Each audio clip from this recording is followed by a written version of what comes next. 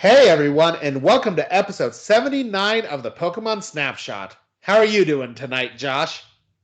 Pretty good. It seems like it's been no time at all since we recorded an episode. Yes, if you listened to last week's episode, we are recording this right afterwards, so we would have to miss a week from being aired into your guys' ears.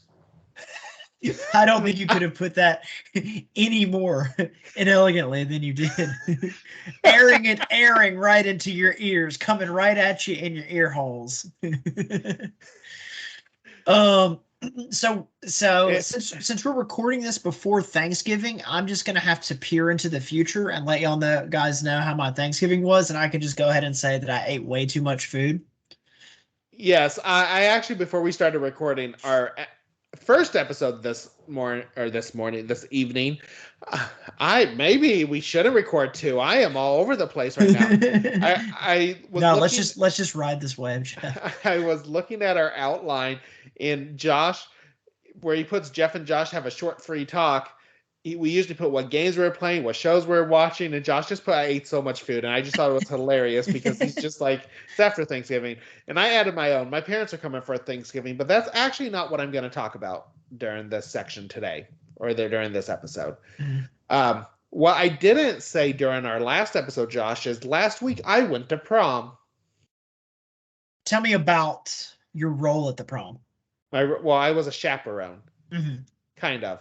So, for those of you who don't know what I do, I think you might have heard me say I am a BCBA. And actually, when I said that, in January, I had a new job. And I don't remember if I ever mentioned it on this podcast or not. But I started a new job in January, and I work for a company that they're called AFC Homes, and AFC stands for Adult Foster Care. So they take adults who can't live at home anymore. They usually have a developmental disability, bipolar disorder, schizophrenia, autism. They have challenging behaviors and everything, and they live in a group home. So, I work during this group home. I write behavior plans. We work on reducing behaviors, and that's what I spend my day doing. And the company I work for has 28, I believe, group homes. In the Tri-County area that I live and work in. So, one of the cool things, they did this in 2019. This is their second time doing it because 2020 and 2021 kind of screwed everything up. They put on a prom for the residents, which is really cool. And when I say they just put on a prom, they do more than just, we're just going to bring them all to the main community center and play music. No, they decorated it where it looked like a prom. They got donated. They bought dresses from like thrift stores or got dresses donated, and all the girls got to go and get their dresses. Guys got tuxes donated or suits donated. It was really cool. During the prom, everyone had a sash that said prom king or prom queen. And it was just all the residents and even all the workers. So I wore a suit. Some workers actually found some of their old prom dresses and put them on. And everyone was just there for the dance. Because usually I'm off work at 4:30, but I was at work until 6:30 that night helping out. It's just a really cool thing that my work does. And I am proud to work at a place that do. This isn't the only thing they do. That we also, in February every year, they rent out this local water park, indoor water park for the residents. It's awesome that it gives those people like the opportunity to do stuff that, like I know what other people get to do. It's like they get treated. They get treated like a normal person. Yeah, and I hate using the phrase "normal person" because what's normal. Believe me, we're not normal, Josh. No, we are. Well, I've looked at our text messages. We are not normal. Yeah, if something ever happens to me, Josh, they're gonna look at my phone, and Josh will be the first person they're questioning. Oh yeah. No, but when I say like they get treated like a normal person, I mean like from their perspective, it's like I would think, or even just it's like, oh, these people get treated differently because of they have a disability. Right. And it's awesome that they get to to have those experiences that they might not have been able to have when they were younger. Yeah, it's amazing. And we had all ages. We have some 18 to people in their 60s, and everyone comes to this prom and everyone looks forward to it. Getting to dance with the residents. They hired a DJ, so had a professional DJ. They had a photo booth with all the little props you could get in with them. Yeah, that's awesome. The girls came early, and they had one of the rooms in our corporate our office set up so that girls could come get their makeup done and their hair done throughout the day. And workers were helping them with that. Yeah, it's really cool. And that's what, when you see something like that put on, it's just, that a lot of love went into it as well. Yeah.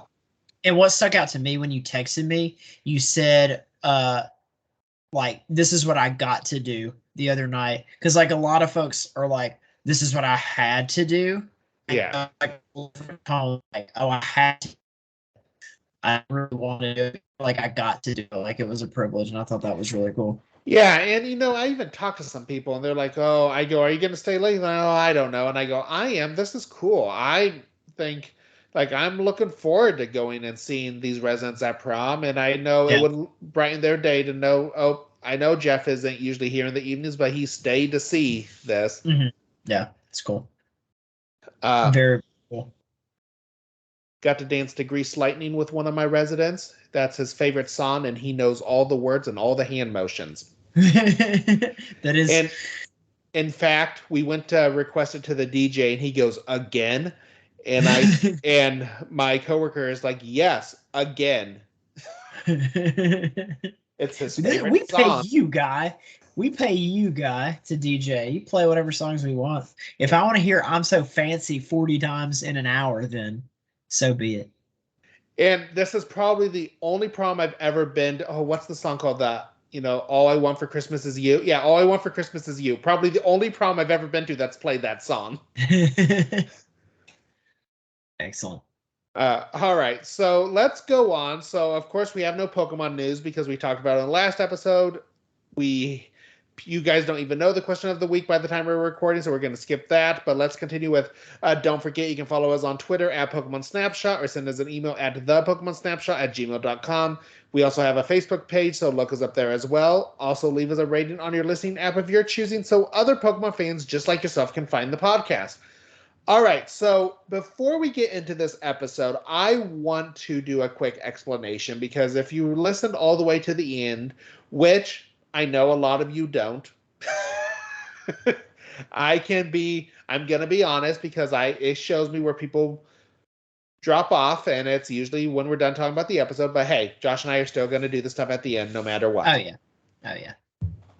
But I wanted to kind of explain, the Pokemon Chronicles, because I said it was going to be a Pokemon Chronicles. So Pokemon, and this is coming from the Bulbapedia page, Pokemon Chronicles is a series comprising the dubbed version of a number of Pokemon anime TV specials. The series follows recurring and supporting characters Ash Ketchum met on his journey. So the episodes all reprise around a character that's not Ash. I think they say Ash shows up in 3 of them, and this was one of them. So, and obviously it was at the very end and the beginning and the end of each short. Yep. Yeah. And so this episode we're watching is split into 2 different shorts. This episode is actually the last episode of Pokemon Chronicles to air, and they titled it Pikachu's Winter Vacation Parts 3 and 4. Parts 1 and 2 was the first episode of Pokemon Chronicles, and in Japan, the episode was just aired as Pikachu shorts, like the Pikachu Vacation before the movie. So, where did these episodes come from? Because in Japan, they don't have Pokemon Chronicles. Most of the Pokemon Chronicles episodes in Japan aired during the Pokemon Weekly Broadcasting Station, a weekly show about Pokemon in Japan. There were 3 types of episodes that would air during this show. So, the show had 3 types of episodes. One of the types was a variety show, and this would often include episode clips and live action segments featuring Kaba-chan, a Japanese celebrity who came out as a transgendered woman in the mid-2010s, which is actually early for something like that. Yeah. And She was dressed in a tricot suit, and a random group of elementary school children was always with her. Kawa-chan, and she is like known for in non-Japanese for her cameos. She was in the Pokemon movie Destiny Deoxys, and she's including a scene where she got on a train moments before leaving, played a major role in a variety of shows. So she would host these variety shows. They would have encore, which is sometimes an old episode would be rerun, and other times full-length movies and TV specials would be aired. So for like one time, I think they took the Mewtwo Returns movie, which we'll get to eventually, and they aired it across 3 different episodes. And many times these episodes would be requested by the fans.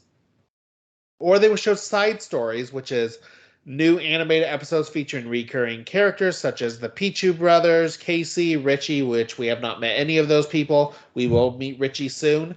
These episodes were dubbed into English for the Pokemon Chronicles series. And these specials episodes are commonly referred to by fans as Hosos, a derivative of the show's title. So that's just something. And so, like, I opened up the Bulbapedia page on that whatever the Japanese show. Let me see if I can find my link here. I can't find my link, so never mind. Oh wait, can I just do that?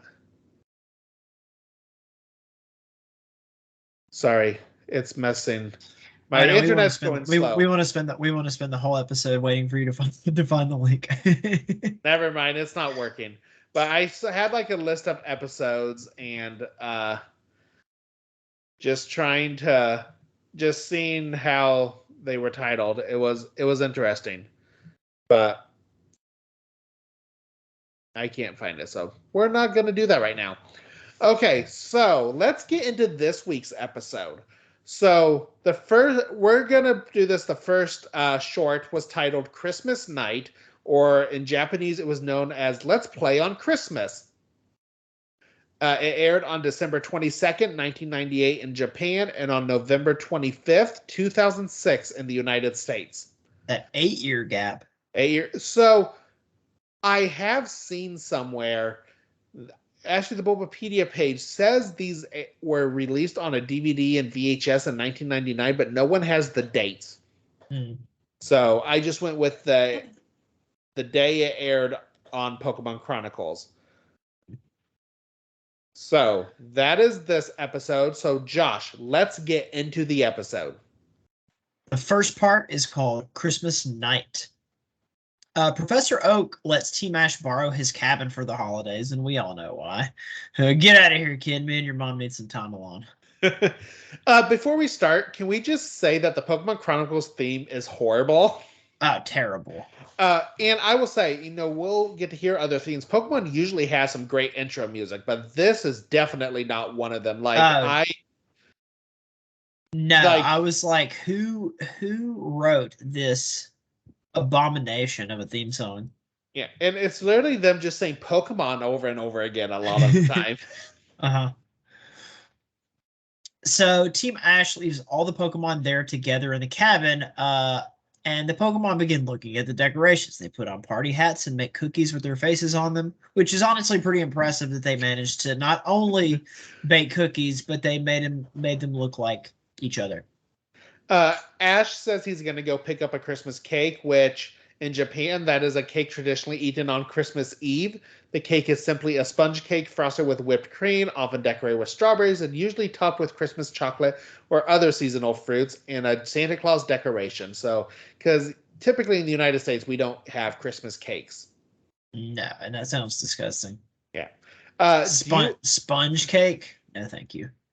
Do you also know another Christmas tradition in Japan? No. No. So, a huge Christmas tradition in Japan is to order Kentucky Fried Chicken. Oh, I did actually know that. Yeah. Now that you say that, I did know that. Yeah. So, in fact, you have to get your KFC orders in months in advance. Otherwise, you won't have it for Christmas. That's insanity.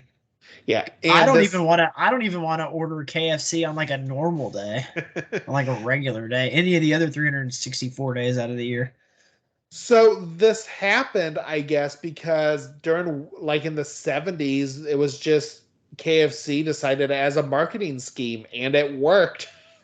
It Like worked. order, Sounds like it worked brilliantly. yeah, order KFC on Christmas, and now it's just a Japanese tradition. Now, mind you, remember Christmas is more just the Santa Claus, as we said in last week's episode. Japan is not a huge Christian, does not have a huge Christian population, so Yeah. that was. So that became the tradition on Christmas is people ordered KFC. Which is I don't know. I am not at all a fan of KFC. Those herbs and spices are not for me. I'll go to way before I go there.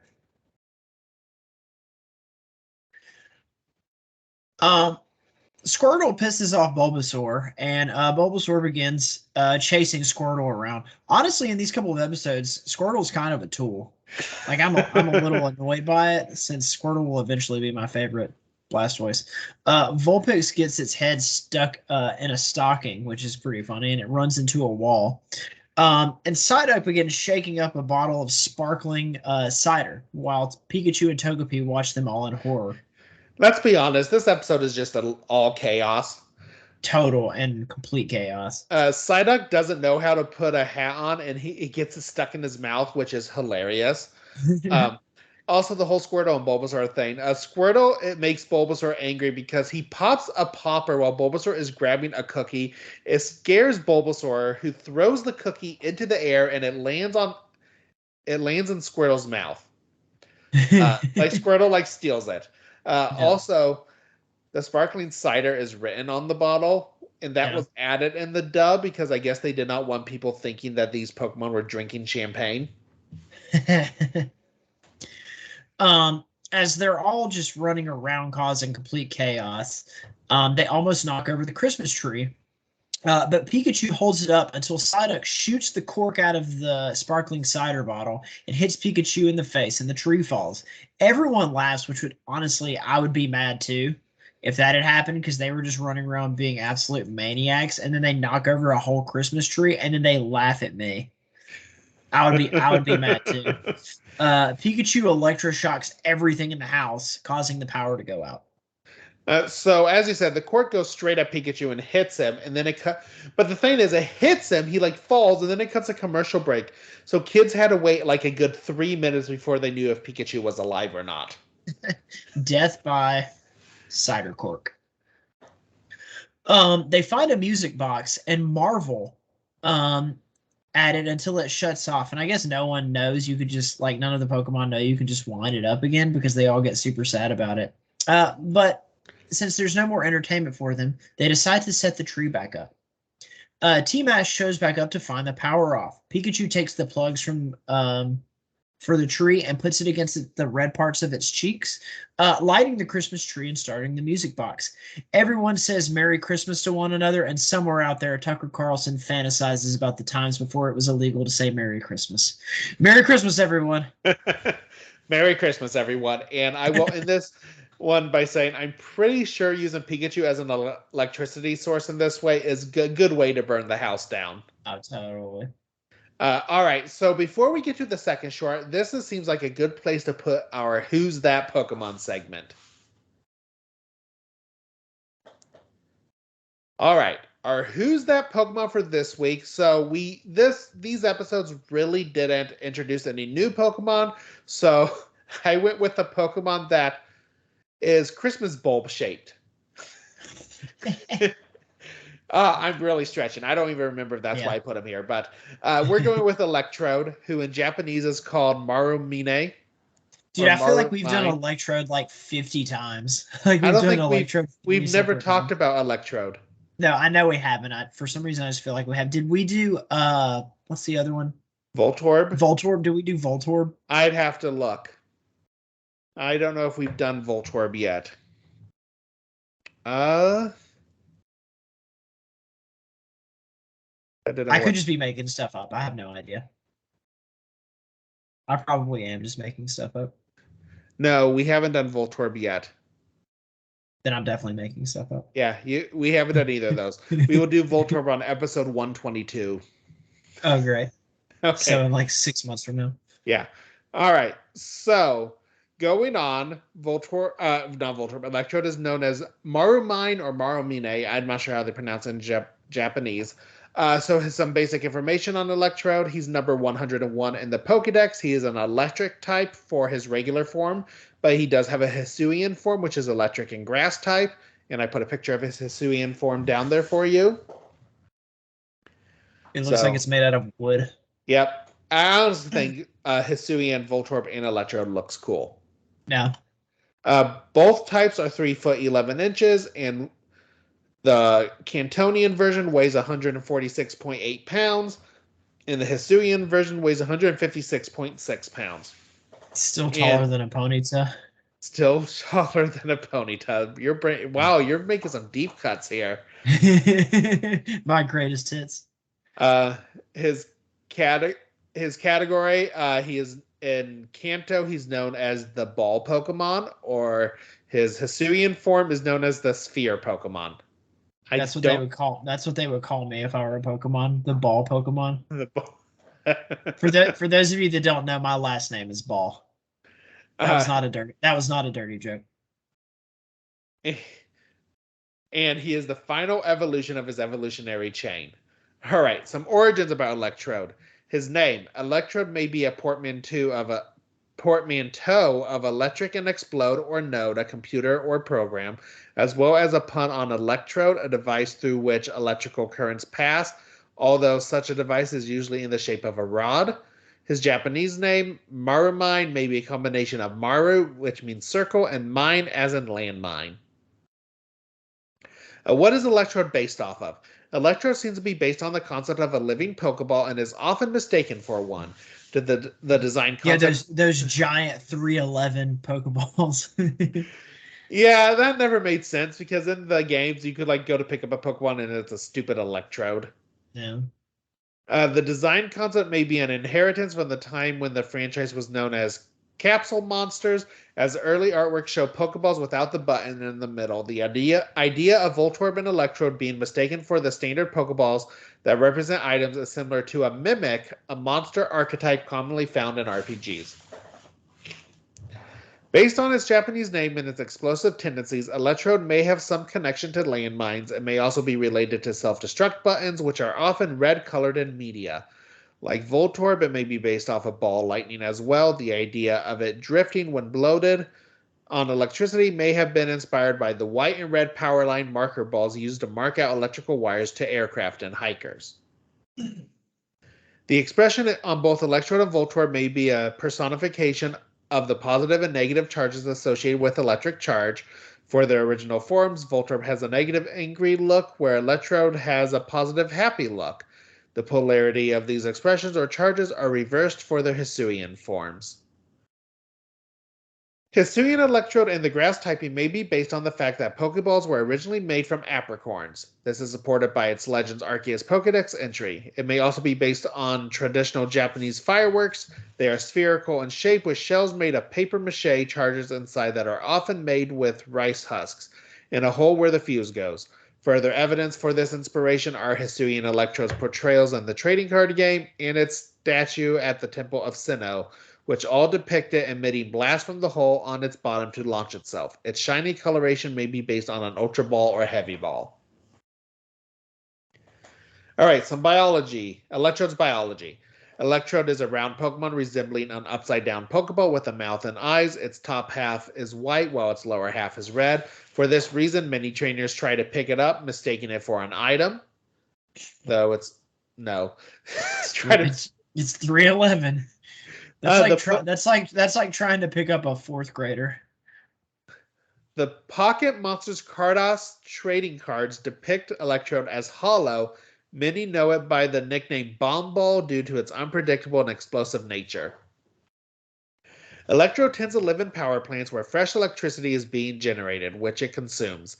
As a result, it often causes blackouts. The more electric energy Electrode consumes, the faster it moves. Electrode explodes in response to even the smallest stimulation, simply to entertain itself or because it has taken in too much electricity. But unlike Voltorb, Electrode can control its explosive ability at will. When full of stored electricity, it has been known to drift with the wind.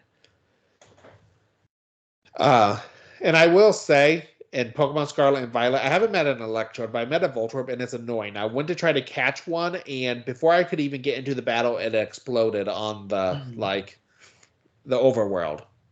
That's annoying. But I did catch one.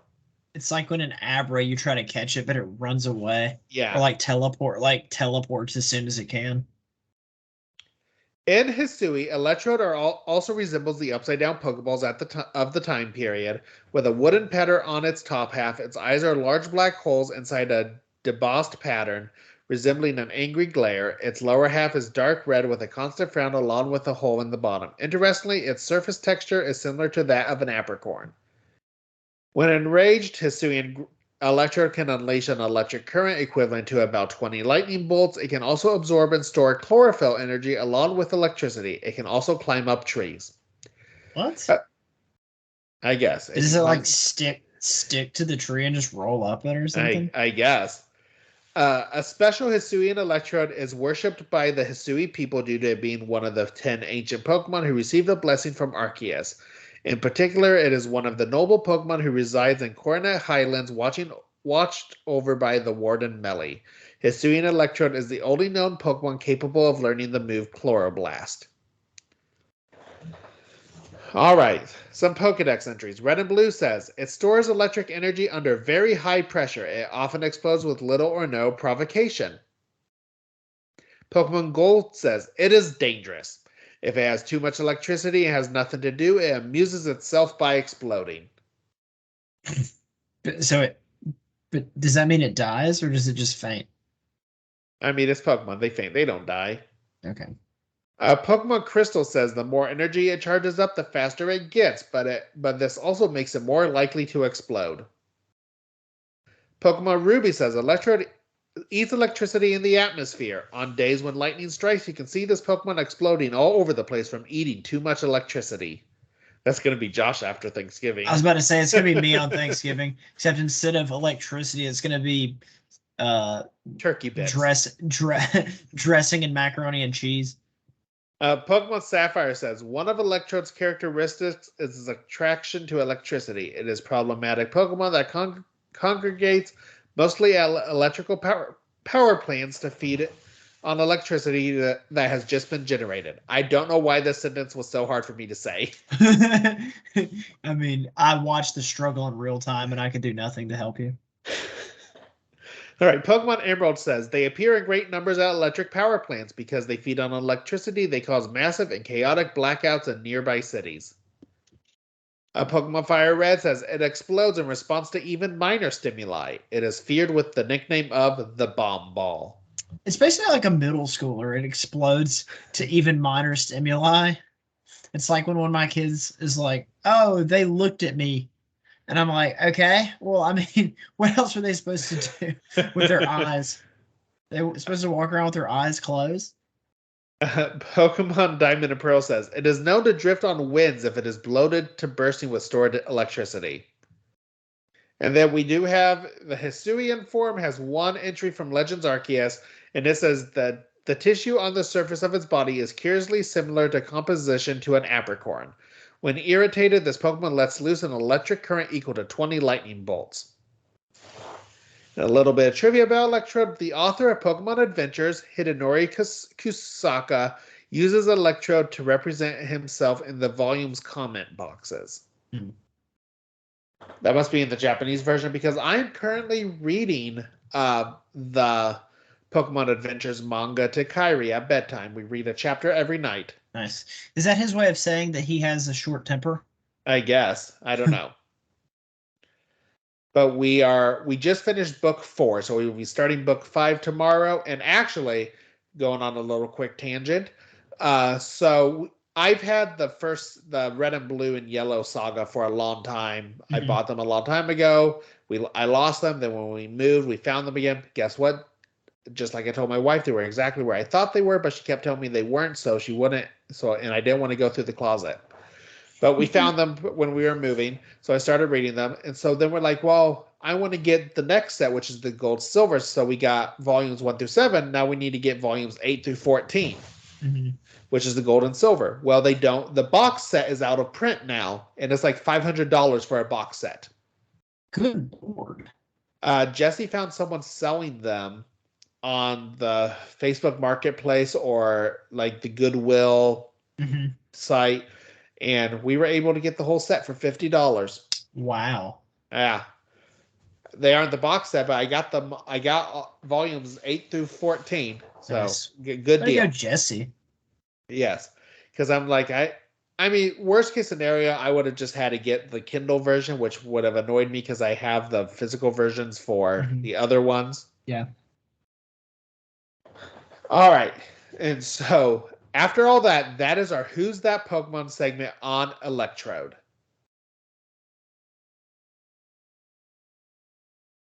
All right. So before we get started, we're going to go through the episodes again because the next short of this episode was titled Kanga Games, or in Japanese, it was called Let's Play in the Snow.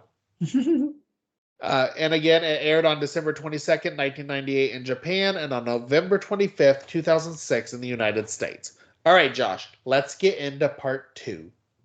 Kanga Games. All the Pokemon are asleep in the cozy-looking cabin around a fire, and Pikachu wakes up to find snow. So all the Pokemon run outside and begin playing, hence the title of the Japanese version, Let's Play in the Snow.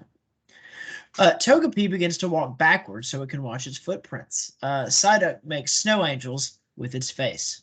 So, can we assume this is the same cabin? But it makes no sense because I think the other cabin was like on a beach. Yeah, I don't know. It is weird. So maybe this isn't Professor Oak realized they were still too close and they were only gone for a day, so he wanted them to be gone a little longer. So he sent them to a farther away place. I really need you kids out of here. So the whole Psyduck thing, it was pretty funny because he is just headbutting the ground. Just making an imprint of its face in the snow. Togepi finds some enormous footprints that belong to a Kangaskhan mom with a little baby in its pouch. So can we call it Kangas mom? Kangas mom, yes. And did you notice that they changed Kangaskhan's voice for this? Yes, I did notice that. I can't remember what the other one sounds like, but it's very different. It's much softer. Yeah, and I think more monster-like. I did not like this one as much. Like, no, the voice did not match what a Kangaskhan looks like. Yeah, I like the Kangaskhan. Yeah. Which is my best impression of a Kangaskhan. The other Pokemon are having a snowball fight, and Squirtle nails the little baby Kangaskhan with a snowball. And like I said, Squirtle's been a tool in these two shorts. He then hits Pikachu, and then a Pokemon Snowball Civil War breaks out. Yeah, Squirtle and Bulbasaur have always been mischievous. I mean, it kind of follows his backstory because he did come from the Squirtle Squad, which were a group of mischievous Squirtles. So it's just all coming out right now. Up on a hilltop, Meowth has a huge snowball, but when he tries to lift it, he ends up falling over and rolling down the hill like the boulder from Indiana Jones. What was the point of that? Like, why did we have to know that Meowth was there? I don't know. That's literally the only time Meowth shows up in the whole episode. I don't know. Maybe they just wanted to have, since Meowth is probably a fan favorite, they just wanted to have it in there for a second. Maybe. The Kangaskhan baby and Togepi go sledding while Pikachu chases after them and eventually catches up to ride in the sled with him. Bulbasaur rides Squirtle down the mountain. I guess Squirtle was good because of it was on its back, so it was like the shell was touching the ground. While Vulpix and Psyduck ride on Onix. So Bulbasaur and Squirtle made me laugh with this because, as you said, Kangaskhan's baby and Togepi were using an actual sled, and Bulbasaur just doesn't ask permission. He just grabs Squirtle, hops on, and they're going down. And also, I do like that they have Onix playing with them because you don't get to see Onix kind of have any sort of character whatsoever. He's just a giant rock snake. But could you imagine what would happen if you had like an overly playful Onix? It's like when my dog Layla, who's like 80 pounds, tries to play with Merlin, who's like 6, but Layla gets like way too excited about it. She doesn't know her own strength, so she just tosses Merlin all the way across the room. But just imagine, it's not an 80-pound lab; it's a 500-pound, 28-foot rock snake. It's not 500 pounds; it's like 500 tons. So they all end up flying down the mountain on Onyx as they head towards a lake at the bottom. Kanga's mom runs up and stands in front of them and saves everyone like Tobey Maguire Spider-Man stopping the train in Spider-Man 2. Yeah, which is still the best Spider-Man movie, by the way. Really? Even I think that was in the second one. Or was it in the first? I don't remember. I don't either. It's been like 20 years. And here, Kanga's mom was like every parent when they realized they let the kids go too far. Like, gotta rein this one in. And then, it's your fault because they can't be controlled. Yep. Once you saved them all, not shaved them all, saved them all.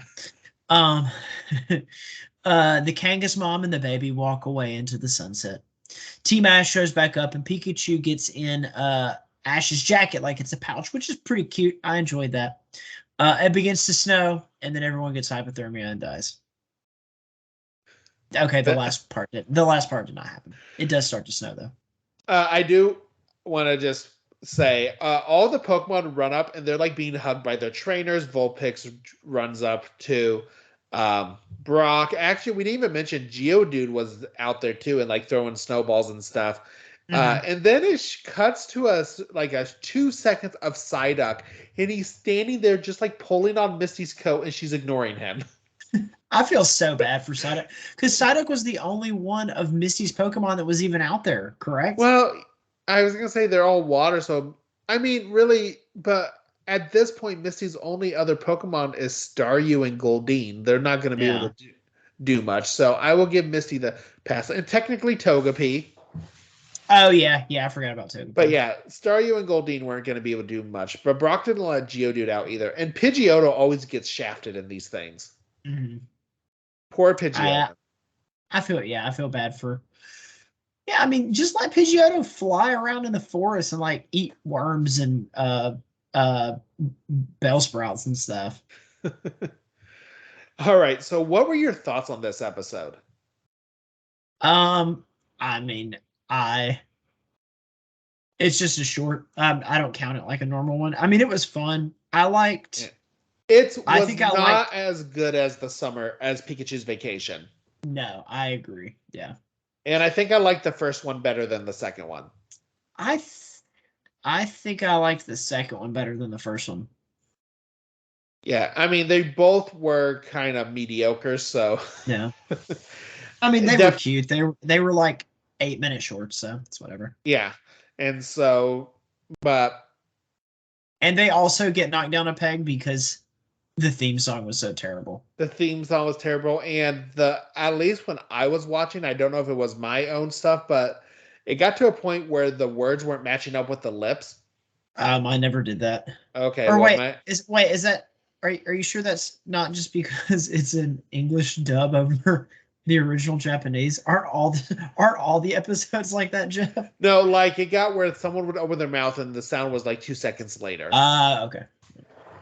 So I noticed that. Maybe it was just because something just went wrong with my internet when I was watching it. Mm.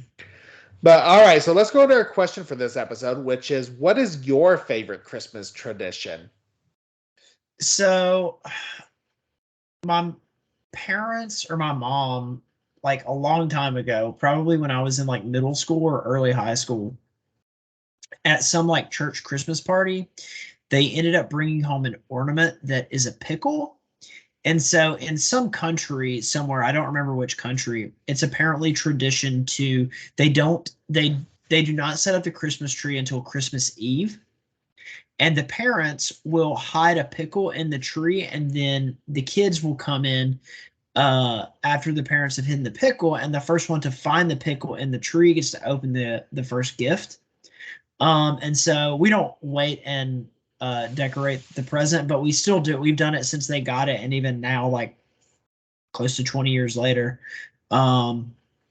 where like we'll go hide, and now my wife and my brother-in-law also participate, but my mom will hide the little pickle ornament in the tree, and we'll come out, and like for every year for like 15 years my sister always won it, and I would get so pissed. But I think the last 2 years I've gotten it. So nice. I have a few Christmas traditions that I like. One that I did growing up, and my dad's family did when he was a kid, and he just moved on to us, and we do it with our family, is every year we open one present on Christmas Eve, and they're always pajamas. mm-hmm. Granted, my wife has taken that to mean we get matching pajama sets every year. I really don't like that part. Another one that I started with Kyrie 2 years ago, and I kind of screwed myself over with this one because she's asleep, so I don't think she'll hear this. So 2 years ago, we had Santa leave a scavenger hunt. Mm-hmm. She had all these Mickey Mouses, left a scavenger hunt, and I wrote cute little poems with all of them, and by the end of it, she had all the Mickey Mouses, and it was really cute. And so then it's like a month before Christmas, as she sits and goes, "Man, I hope Santa leaves me a scavenger hunt again." Crap. It's like, oh no. And I'm gonna be perfectly honest, the next one wasn't the next year was not nearly as creative. It was just kind of look here, look there. And then Santa didn't have that much free time this year, Kyrie. Sorry. Yeah. And so we're doing it again this year. The supply chain is really affecting Santa this year, Kyrie. Yeah. You're just gonna have to work with what you got. Yeah. And the last Christmas tradition, I kind of want to mention that I don't do it anymore because I've gone to college, but every year my grandparents would give their grandkids 10 Susan B. Anthony dollars or Sacagawea dollars. Mm-hmm. And there was always a scavenger hunt. My grandma, like we do with Carrie, would write the words out, and it would be look here, and all the grandkids would go. And then once you turned 18, you got, so by then it's $180. Nice. Though for a while there, we had to explain to Grandma and this was when I was still a kid, because she thought it was unfair that some people had more than others, so she made everyone even. And I'm like, Grandma, I'm the oldest. This is unfair. They're all going to have way more than me. So then finally we had to explain to Grandma that you should maybe you're just the least favorite, Jeff. Yeah, that you should have whatever Christmas this is for you. Mm-hmm. And then you have 10 times that. Yep. So got that all figured out. But those are my Christmas traditions. If you want to tell us about your Christmas traditions, don't forget you can follow us on Twitter at Pokemon Snapshot, or send us an email at thepokemonsnapshot@gmail.com. We also have a Facebook page, so look us up there as well. Also, leave us a rating on your listening app if you're choosing, so other Pokemon fans just like yourself can find the podcast. And come talk to us on the Discord. Yes, we had a good we've been having a good conversation about Pokemon Violet and Scarlet. So it's been fun. All right, Josh, do you have anything else to add? Happy Thanksgiving. Wait, no, Thanksgiving already passed by the time you'll hear this. I hope everyone had a good Thanksgiving. Merry coming up Christmas and happy holidays. Please join us next time when we will be watching Round 1 begin.